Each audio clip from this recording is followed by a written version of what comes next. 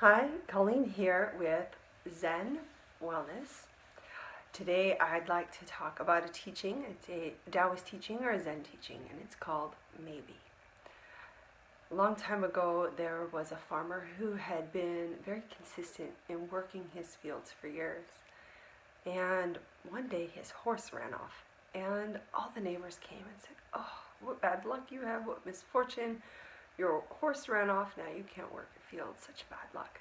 And he said, "Maybe." And so the next day he wakes up and his horse comes back, and with it he brings 3 wild horses. And all the neighbors come back again and they're like, "Oh, what great fortune had. If your horse hadn't run away, he wouldn't have brought back these 3 horses. And now you have all these horses. So what good fortune you have." And he said, "Maybe." And so time went on, and then I think it was the next day or so, his son was trying to ride one of the untamed horses, and he was thrown and he broke his leg. And all the neighbors came and said, "Oh, what bad luck you had. If your horse hadn't brought back those other horses, your son would have never fallen and broken his leg. You know, what bad luck you have." And the farmer said, "Maybe."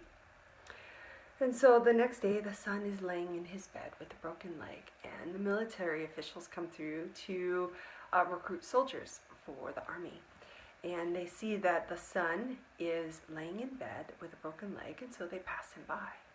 And when they leave, all the neighbors come once again and say, "Oh my gosh, what good fortune you have. If your horse hadn't run away and gotten those horses, and your son hadn't been riding and hadn't broken his leg, then he would have gone into the army, and surely it would have gone poorly. What good fortune you have." And of course the farmer, the old man, just said, "Maybe." So the idea here is, as time passes, as events happen, there can be construed that the events were negative or bad, but sometimes they could just be something that's happening that's leading to the next thing.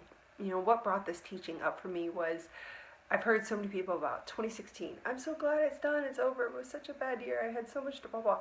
But sometimes, and they're looking forward to this idea of good. Well, maybe it was such a bad year, but maybe it was the right thing. Maybe there were things to kind of happen and to go through. And when people say there's something that's bad per se, that's the obstacle. And there's another Taoist saying, and it says the obstacle is the path. So to go through that, because a lot of times the obstacle is actually about something we're either very compelled by or repelled by. So either we're compelled, so we're drawn towards it, so we'll come out of our center and move towards that thing that's a desire, or we're repelled by it, so therefore we will try and push it away or resist it. So there's this attachment and there's this resistance.